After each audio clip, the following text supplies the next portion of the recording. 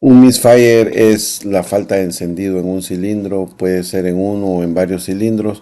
Usualmente cuando se pone el escáner nos da el código P0300. Esto nos indica que hay varios misfires en varios cilindros y cuando es solo uno puede darnos el código P0301, 302 dependiendo del cilindro, no lo estará indicando el escáner.